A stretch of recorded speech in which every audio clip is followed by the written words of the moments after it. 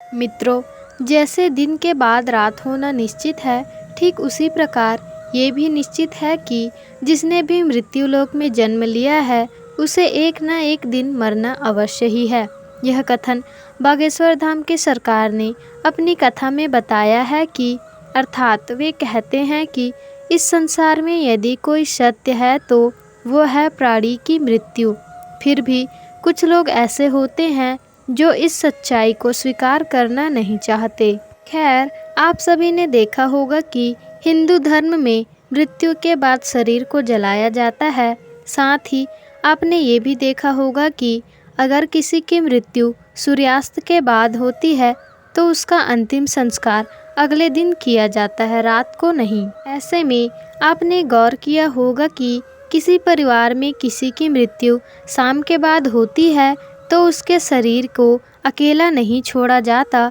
परंतु मित्रों, क्या आप जानते हैं कि शरीर को रात भर अकेले क्यों नहीं छोड़ा जाता? अगर नहीं तो इस वीडियो को अंत तक आप ज़रूर देखें, क्योंकि मैं इसी सवाल का जवाब आपको बताने वाली हूँ, जिसका वर्णन गरुड़ पुराण में विस्तार से किया गया है। तो चलिए अब बिना किसी देरी के गरुड़ पुराण की ये बातें जानते हैं। नमस्कार दोस्तों, आप सभी का स्वागत है हमारे YouTube चैनल पर। मित्रों, हमारे धर्म में मृत्यु के बाद शरीर को अकेला क्यों नहीं छोड़ा जाता, ये बताने से पहले हम आपको ये बता देते हैं कि जब जब तथा किन किन परिस्थितियों में शरीर का अंतिम संस्कार नहीं किया जाता या फिर कुछ समय के लिए टाल दिया जाता है। मित्रों, आपको सबसे पहले बता दूं कि हिंदू धर्म में अगर किसी की मृत्यु सूर्यास्त के बाद होती है तो उसके शरीर को रात भर घर पर ही रखा जाता है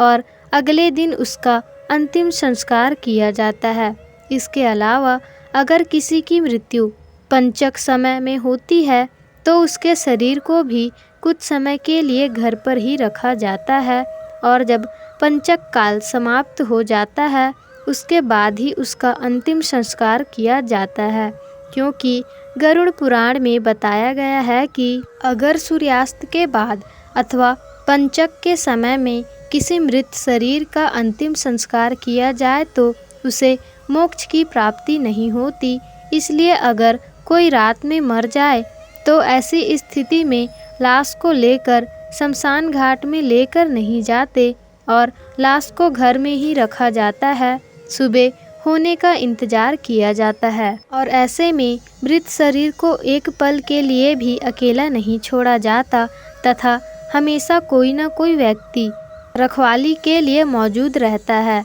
मृत शरीर को अकेला नहीं छोड़ने का सबसे बड़ा कारण है कि यदि शरीर को अकेला छोड़ दिया जाए तो हो सकता है कि कुत्ते बिल्ली जैसे जानवर उसे नोच खाए, और अगर गरुड़ पुराण की माने तो ऐसे में मृत आत्मा को यमलोक के मार्ग में ऐसे ही यातनाएं सहनी पड़ती है। साथ ही साथ ऐसा भी माना जाता है कि अगर शरीर को अकेला छोड़ दिया जाए तो उसे गंध आने लगती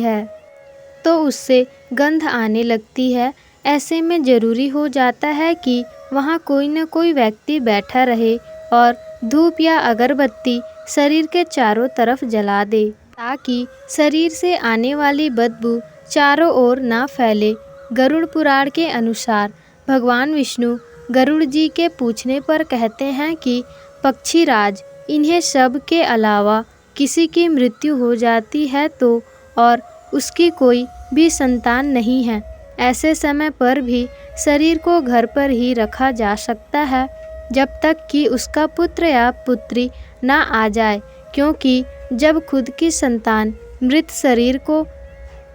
शरीर को मुखाग्नि नहीं कर देती तो उसका उद्धार नहीं हो पाता, अर्थात कई वर्षों तक इसे मृत्यु लोक में भटकता रहता है। इसके अलावा विष्णु जी ने बताया है कि सूर्यास्त के बाद अगर किसी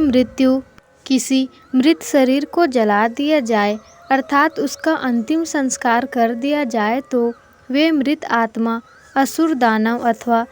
पिशाच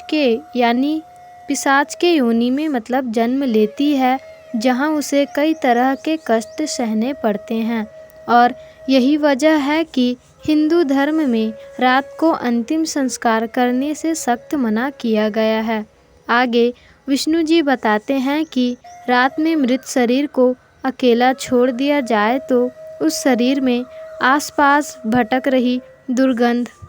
तो उस शरीर के आसपास भटक रही दुरात्मा भी प्रवेश हो जाती है। इसे मृतक के साथ साथ उसके परिजनों को भी कई प्रकार के कष्ट भोगने पड़ते हैं। साथ ये भी बताते हैं कि शरीर को अकेला इसलिए भी नहीं छोड़ा जाता क्योंकि मरे हुए आदमी की आत्मा वहीं पर भटकती रहती है और अपने परिजनों को देखती रहती है। कहा जाता है कि इंसान की मौत के बाद शरीर आत्मा से खाली हो जाता है क्योंकि और इसी वजह से उस मृत शरीर में कोई बुरी आत्मा का साया अपना अधिकार जमा सकता है और यही वजह है कि मृत शरीर को कभी भी अकेला नहीं छोड़ा जाता और कोई ना कोई इसकी रखवाली जरूर ही करता रहता है। मित्रों, आप इसके बारे में क्या सोचते हैं हमें नीचे कमेंट बॉक्स में ज़रूर बताएं। साथ ही अगर आप गरुड़ पुराण की आपको यह बातें पसंद आई हो तो